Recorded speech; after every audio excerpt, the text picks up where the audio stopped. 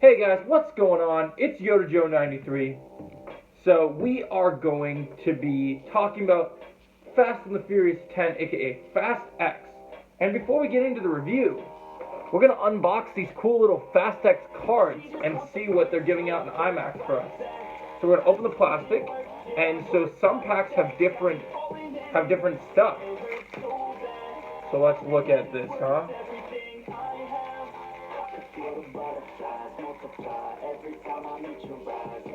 Alright, so sorry guys, just having a minute. Okay, here we go, we got it open. So there's the packaging for you. And now we're opening the deck of cards. We got a cool deck.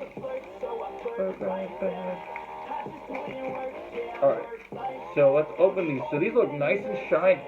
So we'll start with the first card. So you got the Fast X, very holographic feeling to it. And oh, I think it looks like... Oh, are they stuck together? No, these are just really cool ones. So it looks like this is one of the newer characters. Looks very cool. Is that Letty? No. Looks like one of the newer characters, but that looks pretty cool. Alright, so you got that one. And then, next up, now we got Roman, aka Tyrese Gibson, looking pretty fly. I'm digging that. So you got that one. Alright, next up, we got Han. He's looking pretty sick. And then, what's our next one? We got John Cena, everyone! Jacob Toretto, looking pretty awesome. And last but not least, we got Mia O'Brien, or Nia O'Connor, which is, or Mia Toretto, whatever you want to call her. Paul Walker, Brian O'Connor's wife, Dom's sister. So that's pretty cool. So we got these cards, and you can look at these when you want, honey. They're really cool. I'm going to snag another pack to see what other characters we can get. Check these out. Alright, so now that we've looked at the cards, it's time to talk about the review. Alright, so guys, the cards are pretty cool, but we came to talk about Fast and the Furious, Fast X. This movie, now some critics will tell you this movie is horrible, some critics will tell you it's not good. They'll be lying to themselves, okay? This movie is not as bad as people are saying it is. It is quite good. This is bonkers. You have to look at this movie like a Fast and the Furious movie, not as like a cinematic achievement. But, so this movie is a sequel to Fast 5, even though it's many movies later. You feel the tension. This is the Infinity War of the Fast and the Furious franchise, which we'll get into in a minute. Because this video, before we start this video, make sure you drop a like, comment if you're subscribed. It would be greatly appreciated. And then, because if you guys have not seen this movie yet or care about spoilers, get the hell out of here, man. Come back after the spoiler portion of the video, because we are going mullet style, okay? I'm giving you the thoughts, and we're gonna lay it on you. It's going spoilers hardcore now. Because I always have a rule, guys. I chose not to do a non-spoiler review because I refuse to do this movie without doing a spoiler review. And so the best way to do this is to talk about the movie. Alright, so Fast X stars Jason Statham, Brie Larson, Vin Diesel, Jason Statham, John Cena, Tyrese Gibson, Ludacris himself, Alan Rickson, Charlie Theron. I don't even know how many more names I can name. Too many. Michelle Rodriguez. So yeah, a big cast. But so in this movie, we have picked up from, basically, like I said, this is the Infinity War. So many of our characters are off on side missions, going and doing their thing, and the side missions are all different. Because Dante Reyes, played by the one, the only, Jason Momoa, has a master plan he wants to kill Dom for what Dom did to his father in Fast 5. Because in Fast 5, in Rio de Janeiro, which we get flashbacks of in the movie, basically, Jason Momoa's dad was killed and his money was stolen. So he's pretty pissed about that shit. He's not happy. But, so let's talk about, before we get into more of the plot, let's talk about performances. Jason Momoa in this movie is not only one of the best Fast and the Furious villains, and tomorrow we're going to rank all the Fast and the Furious villains, all 11 of them, but, or I guess 12 technically, because there's multiple different villains. but he plays like the Joker in this movie. And he's also testing, he's looking at James Gunn like, ready, let me play Lobo, let me go, woo! Like, this man is having so much fun in this movie, like all the other villains take him so seriously. This man is a psychotic mercenary, going crazy, he's cold-blooded. I had to take notes, because, you guys know I'm about to play a villain in my movie. So I had to take notes when I see a psychopath, I gotta throw one back at him, because we just gotta trade notes. Me and Jason, I got him up on the phone. I'm like, yo, Jason, yo, Terry Silver, yo, Joker, I'm gonna be up here chatting with all of you, because this is what's going on. So, yeah, I loved it. I thought he was great. He had a cool car, it's badass, give him that memorial credibility. There's one sequence in the movie in Rome that just is a beautiful sequence, and you have him just blowing up people and going boom. And one of the best lines of the movie, Jason Momoa is talking. I'm gonna pause the music for a second. Jason Momoa is basically making his master plan. He's talking to his henchman that he's kidnapped because he's just that ruthless, and he's like, "All right, boys, what are we blowing up? All right, nerds, what are we blowing up now?" He's like, "The Vatican? Damn, you guys are going to hell." like, I love that shit. I thought that was great. He just is so psychotic, and at the first moment we see him introduced, he shows that Cypher keeps calling him the devil, played by Charlize Theron, because he really comes in and just takes all her operations from her, because he's just this badass dude, killing all her people with knives, threatening, blackmailing all her employees to work for him. So they crushed it. I thought they absolutely crushed it. I thought he was incredible. And similar to Thanos, he technically wins in this movie. So you get to see, this movie will end on a cliffhanger, and we'll get to that in a minute. But yeah, so let's talk about, some of my favorite sequences in this movie. So we got the cars. This movie is non-stop action. It's 2 hours and, I think it's 20-some minutes? 2 hours and 21, 24, whatever. But it's a very long movie, and it just goes and goes. The pacing is very boom, boom, boom, boom, boom, boom, boom, boom. And there's story, and there's things that are happening, but it goes crazy. There's one sequence where Han, where basically when the Rome job goes bad, because it's set up by Dante, my master plan, you guys fell for it, now the government wants to hunt Dom and his crew. So all bets are off now. They're all hunting him, led by their new leader, replacement of Mr. Nobody, Ames. And Ames is played by Alan Richardson. If you guys have not seen Titans or Reacher, or I've been watching both those shows, because this dude's an incredible actor, and he looks like he's adding another muscle layer to this franchise. You got the muscle cars, gotta have the muscle men. So I think he crushed it. I can't wait to see more from him. And we're gonna talk about him in a minute, because there's a twist with him later that we're gonna get into. But so we find out more Dante Reyes. He's the main threat. We get flashbacks to 5, seeing what happened and everything, which is mind-blowing, and it's super well handled. And I really loved how they went about it.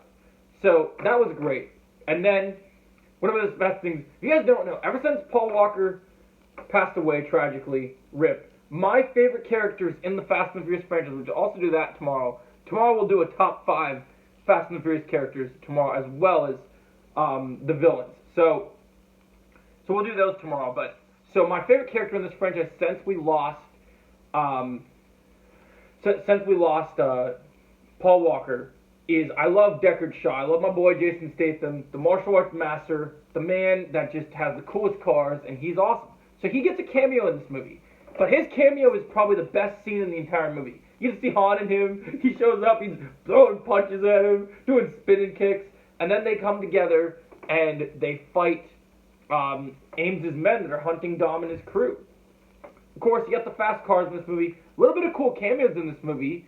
Ratcatcher from the Suicide Squad plays the sister of Yelena's sister, who was the cop that Dominic dated before he found out Letty was alive. So this was really cool to see that we got to see her. Her character's really interesting. Another great street racer. We got to see a cool street race. Got to see Dante and Dominic have a street race. Right after Dom finds out about Dante's little vision board and his master plan. So that was really well made. I really liked how they handled that. It was super cool to see the street race. Dante beats everyone by cheating, of course, with his bombs, but it was so great. Jason Momoa's energy once again, just he carries this movie. Every scene he's in, he's terrifying, but also brilliant and also hilarious, and he just adds another layer to it. One of my negatives of this movie is the humor wasn't as funny outside of Jason Momoa. A lot of the other jokes didn't really land, but the Jason Momoa stuff was really good. I really liked Dante. Enchanté. I'm Dante. nice to meet you. So that was really cool, adding that Joker element to it, and really just thriving in this world. I thought that was fantastic. The scene with Shaw and Han were great. Shaw's throwing elbows. They're shooting each other. He saves them. He owes them a favor. So now they're even. So now in 11, we'll probably get to see them team up again, which will be awesome. So, we got the car action. Jacob comes to save little Brian and Mia. They were shown playing games, doing their thing, and he comes in, John Cena throwing dudes through the ground. Great to see Jacob Toretto in this movie in a much more happy mood. Great to see him playing the great uncle in this movie, and they did a great job. But this movie actually has stakes, guys, believe it or not. It has stakes, and so I really was a fan of where things are going here. I really liked how that was handled. So we have this cool street race, and then we get this really crazy. We get to some big stuff in the end. So we get to another big action sequence. After all the bets are off, Dante's killed some people. He's going crazy throughout the movie. A lot of shit happens in this movie, guys. And then we get to the big reveal. Okay, so Ames has Dom. Shit's going sideways. You have Cypher and Letty have to work together, but they start beating the shit out of each other. Beautiful hand-to-hand combat sequence. Probably one of my favorite female fights in the franchise. They're both in this black site prison in their white stuff. Oh, and we can't forget to talk about Brie Larson. We got to talk about all the newcomers. Brie Larson in this movie. This might be the first role I've seen her in where I really liked her. I thought she was great. She's the daughter of Mr. Nobody, played by Kurt Russell. She's in here kicking ass, taking names, working with Dom, doing what he did to help get Letty out. And then Cypher and Letty ending up in the same cell next to each other. And they're kicking the shit out of each other, throwing knees, throwing elbows, throwing sidekicks. Street Fighter versus a brutal martial artist. And Cypher had a fight in the beginning where she took out her henchman and went apeshit, which was awesome. But this was really cool. And they find out when they try to escape that they're here in Antarctica, which is where the black site is. Which we'll get to in a minute because there's 3 cliffhangers to talk about with this movie. So then we get to the point where Dante's master plan is unveiled, and he uses Elena's sister as bait to get Dom to do his master plan and then to go trick him to go get his son. Because his son's on a mission, is hiding with Jacob Toretto, and they're doing their own thing, having the kind of a uncle-grandson or uncle-nephew trip. And that was fun. They end up getting into a glider. They all end up escaping. It's a fun time. Roman straps with cash. Because basically Dante, he strips everything from everyone. He takes their money. He takes everything that they are owed, and he wants them out off the map. He doesn't just want to kill them. He wants them erased. So that leads our good friend Roman to bring out some cash that he's got. He's been saving all their money, strapped with cash underneath his jacket, which was pretty cool. And that was really well done. Stupid action. If you like stupid action movies, this movie will entertain you. It's nothing crazy, but it will entertain you. Alright, so then we get to the moment where basically we have this big showdown with Dante on this highway, and it ends up being the same bridge where basically Dante's father is murdered. And then we get more flashbacks, because what happens is Dom ends up being freed from custody of the black site prison before they can get transferred. And we have a showdown between Dante and Brie Larson. Brie Larson is injured when she tries to save Elena's sister, which is great that she gets saved, and then Dom ends up carrying her. But before that happens, Ames and Dom are supposed to be on the same team. But then we get flashbacks revealing that, and in the later thing, well, he fakes it out during the battle to act like he's on the same team. When Dante escapes, Dante ends up laying a trap for Dom's friends who are on the plane, being Tej, Ramsey, Roman, Han. But they all have their cars on the plane, just like Dom makes his escape on it. And we see their plane gets shot down by none other than Ames using a Stinger missile launcher. And when he shoots them down, it basically leads to this big thing where Now he's betrayed, and then we get flashbacks revealing Ames was always on Dante's side because they're partners. Ever since what happened in Fast 5, Dante and Ames are partners. So now we have two madmen working together against the Fast family. So this was pretty crazy to have this twist happen. I thought they did a good job here. I thought it was really interesting to see that happen. Can't wait to see these guys team up for the foreseeable future of these next three movies. So that was great. And then we get to the point where we have this great, insane car chase. We have Jacob Toretto's got his car, and it's a candy car, and he's blowing up all these cars. And he ends up, after he loses little Brian to Dante, he ends up making the heroic sacrifice after reuniting with Dom by blowing up his car as it's running out of gas and taking out 6 of the other people that were chasing Dom so that Dom could catch up to Dante. But in the Fast and the Furious franchise, as we'll get into in a minute, nobody really dies for very long. So I expect we'll see Jacob Toretto again. So then we continue forward and things go crazy. Because now, when things get to the next level, we get to see, basically now we have this insane chase. Dom's weighed down by helicopters. He uses them basically the same way that he used the safe as a weapon around him. He jumps out the plane, dismantles all the other helicopters, and he's catching up to Dante. He gets his son back through a crazy series of stunts. Dante has a plan to trap him with the helicarriers and everything, but then Dom does the craziest shit that you can imagine, and he dives down the dome. And when he dives down the dome, all of a sudden, you get the crazy moment where the car is destroyed, but Dom and little Brian are okay. And then Dante's like, oh, yeah, I knew that wouldn't kill you, so I got another plan. And then there's bombs revealed around the whole dam. And then the camera fades to black, and we got to wait till 11 to see what happens next. But now we have one other cliffhanger to talk about.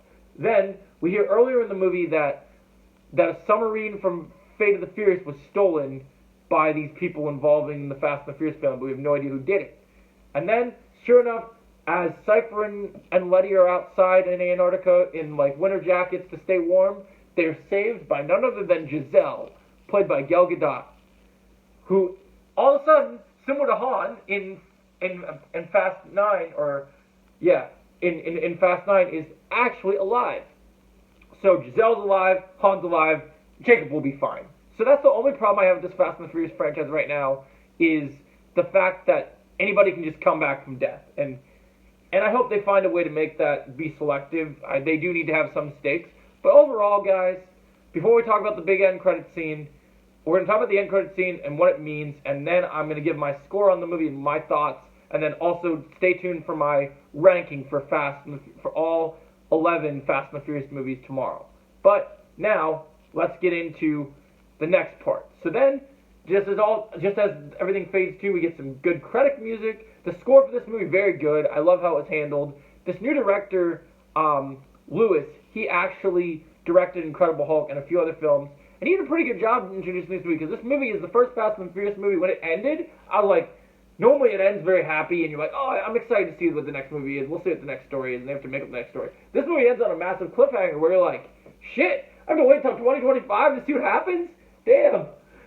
Which sucks, but it's also awesome. And it makes me so excited. And then we get a mid-credit scene. Now, before we talk about the mid-credit scene, little rant, okay? If you guys are following the Wrap, unsubscribe on all social media for the Wrap. Because some little bitch at the Wrap decided to spoil the end credit scene literally a week before the movie came out. Now, before I talk about this end credit scene, I know we've already talked kind of details about the movie and whatever, but if you just popped in for this end credit scene portion, spoilers, spoilers, spoilers, like the back of a fast car. Spoilers. So,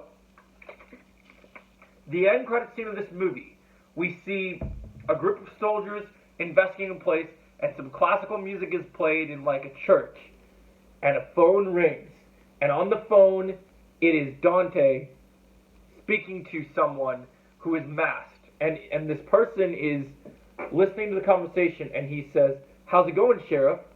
You didn't think I'd forget about you. And basically he says, see, Dom may have drove the car, but you're the one that aimed the gun. And we get and you shot him. So it reveals that Luke Hobbs from Fast 5 is the one who actually killed Dante's father. And then the mask comes off, and we get the reveal that if this wouldn't have been spoiled by the rap, it would have been a complete surprise. One of our favorite characters in the Fast and the Furious franchise, Luke Hobbs, played by The Rock. Can you smell what The Rock is cooking? This end credit scene, even with it being spoiled for me, I was hyped to see him. And then, to get things even more hype, you have The Rock answer him. He's like, because Dante's like, I'm coming for you, typical Taken nonsense. Like, I'm coming for you. Jason Momoa is yelling at The Rock. And then The Rock picks up the phone, and he goes, well, I ain't hard to find, son of a bitch. And he just breaks the phone, and the hype is on. Fast 11 is going to be epic, guys. So many cool things. We have a storyline where Deckard loads up with weapons to go and rescue his mom. We could be getting a Hobbs and Shaw 2. So many great things to talk about. Without further ado, let me give you my final thoughts and score for this movie, and then I'll catch you in the next video. But let's do this. So overall, for a Fast and the Furious movie, I'm going to give this, as a movie, I give it a 6.5. As a Fast and the Furious movie, I'm going to give it an 8.5. It's a very solid movie. It's got some issues with the death stuff, but I think this is overall a very good movie. I think if for a Fast and the Furious movie you love them talk about, yes, gotta eat it up. This is fantastic. If you guys enjoy my reviews, make sure you like, share, and subscribe, and I'll catch you in the next video. Remember, we're all about family. Have a great day.